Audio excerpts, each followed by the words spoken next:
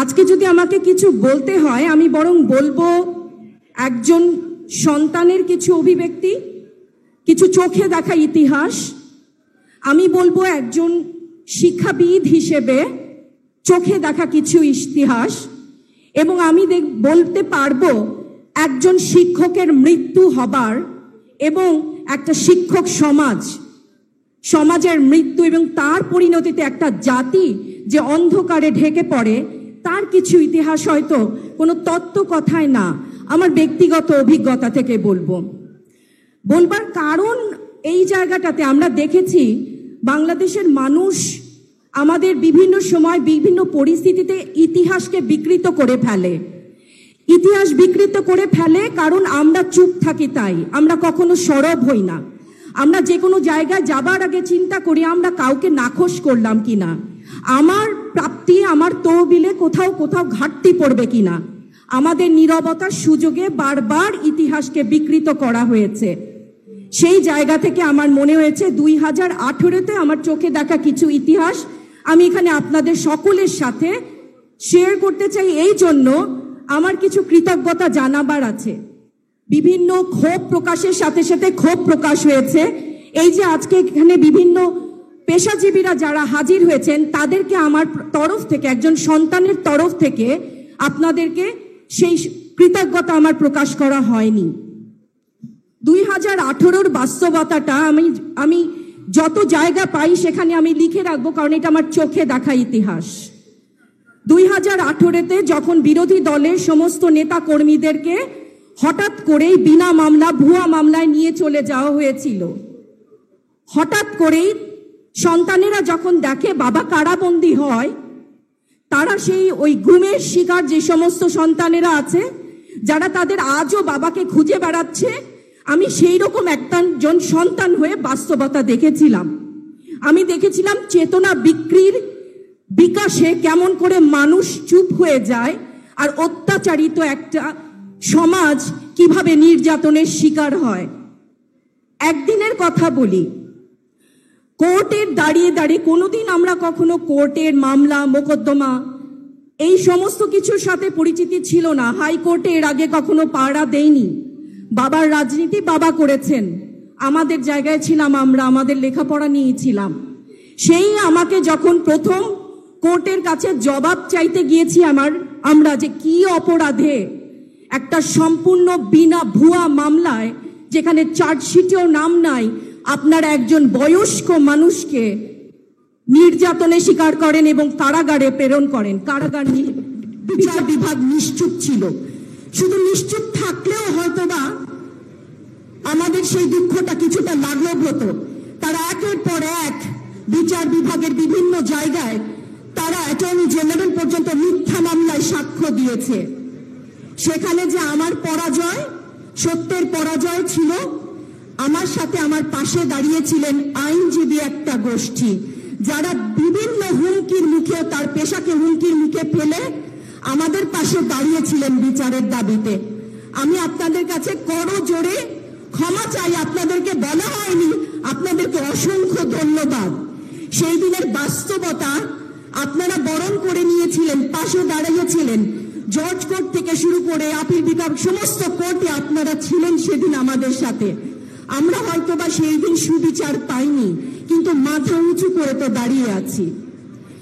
যেদিন আব্বাকে রিমান্ড দাবি করা হয়, আমি একজন সন্তান কারাগারের বাইরে সারা রাত দাঁড়িয়ে আছি যে ভেতরে আব্বাকে নির্যাতন করছে, এবং সেই সময়কার রিমান্ড দাবি করা মৃত্যুর শামিল ছিল। সন্তানের যন্ত্রণা কি যে বাবা হারিয়েছে তাকে জিজ্ঞেস করেন, আমরা প্রত্যেকেই জানি। সেই সময় সাংবাদিক ভাইদের একটা গোষ্ঠী ছিলেন যারা নির্যাতন স্বীকার করে তাদের চাকরিকে হুমকির মুখে ফেলে আমাদের পাশে দাঁড়িয়েছিলেন, কোনো না কোনো ভাবে আমাদের সংবাদটা প্রকাশ করার চেষ্টা করতেন। আমি নিজে চোখে দেখেছি, আমি একটা সময় আমার বাবার হয়ে লড়েছি। যেই দিন আমি তার এলাকায় যে পৌঁছিয়েছি, আমি আপনাদের দলীয় যারা রাজনীতিবিদ আছেন তাদেরকে বলতে চাই, প্রথমে ছিলাম আমি একজন বাবার হয়ে সংগ্রামী একজন সন্তান হয়তোবা, কিন্তু সেই দিন আমি মানুষের যে নির্যাতন দেখেছি মানুষের উপরে, কারণ তারা একটা দল সাপোর্ট করে বলে তাদেরকে বছরের পর বছর যে পরিমাণ নির্যাতন করেছে, এবং নির্যাতনের পরেও তারা দলটাকে ভালোবেসেছে, তারা দল ছেড়ে যায়নি, তারা দেশ ছাড়া হয়েছে। বাবা মা মৃত্যুর খবর ছিল, তারা দেশে ফিরতে পারেনি, বাবা মার জানাজায় সামিল হতে পারেনি। এই যে যন্ত্রণা, শুধুমাত্র তাদের নিজস্ব পরিবার না, তার আত্মীয় স্বজনও কেউ ব্যবসা বাণিজ্য তাদেরকে সম্পৃক্ত হতে দেওয়া হয়নি। এই যন্ত্রণার যে সাক্ষী সেটা আমি ছিলাম সেদিন। আমি আমার ব্যক্তিগত জায়গা থেকে বলবো, যেন ইতিহাস থেকে কোনোদিন এই রকম ইতিহাস মুছে না যায়, বাস্তবতা। আমরা যখন 2024 দেখি, 24কে আজকাল আমরা হঠাৎ করেই মনে করি এটা হয়তো বা হঠাৎ করে সৃষ্টি।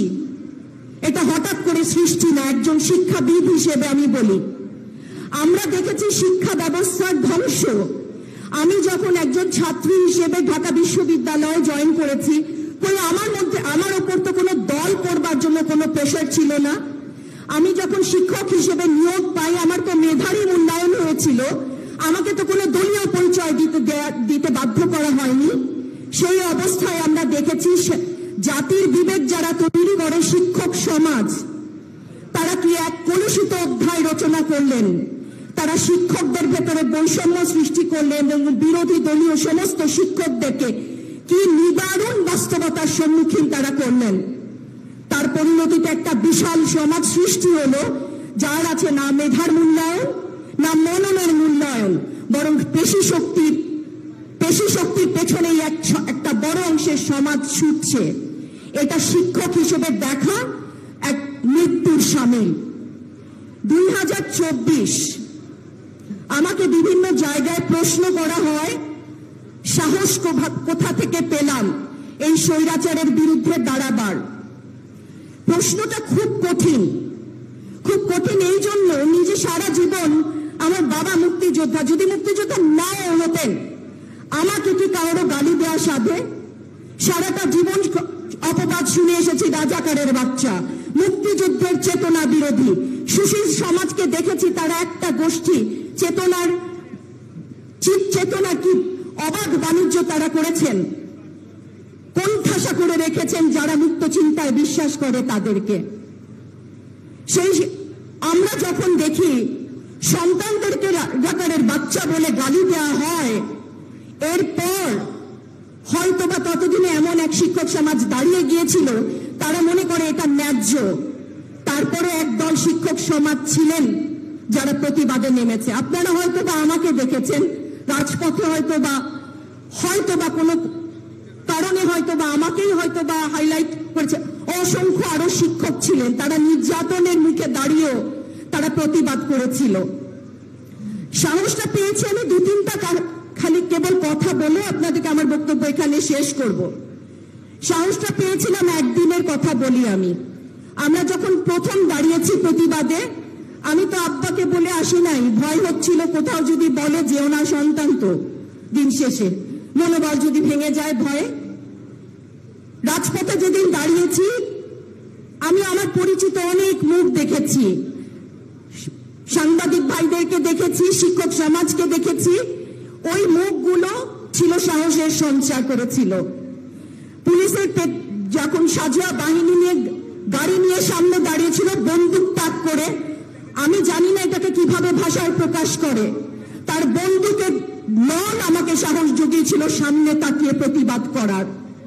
হাসপাতালে যেদিন যে আমি জানি না আপনাদের কয়জনের চিকিৎসকরা ছাড়া রক্ত দেখবার অভিজ্ঞতা আছে, রক্তের রং কতটা লাল হয়, ছোট ছোট বাচ্চারা হাতে নিয়ে ঘুরছি চিকিৎসা দিতে, তার নারাজ ছিলেন একটা গোষ্ঠীর চিকিৎসক তখন সেই সময়। অনুনয় বিনয় করছি, গুলিতে আপনারা চোখে দেখেছেন, চোখে যখন গুলি লাগে, ছড়া গুলিতে যখন হাত পা গুলো, এটা কারো না কারো তো সন্তান। নিয়ে দাবি জানাচ্ছে প্লিজ আপনারা একটু চিকিৎসাটা দেন।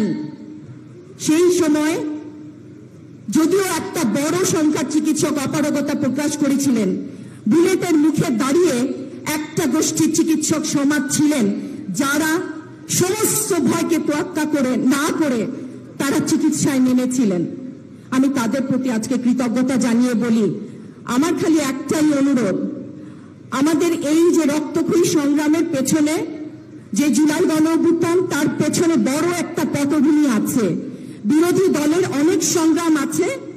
সেই সংগ্রামগুলোকে যেন আমরা কখনো ভুলে না যাই, যার যেখানে যতটুকু স্বীকৃতি তা যেন আমরা দেই, এবং বাংলাদেশকে পুনর্গঠনের জন্য এক সামিয়ানার নিচে যেন আমরা দলমত নির্বিশেষে সবাই সবসময় এসে হাজির হই। দোয়া করবেন। আসসালামু আলাইকুম।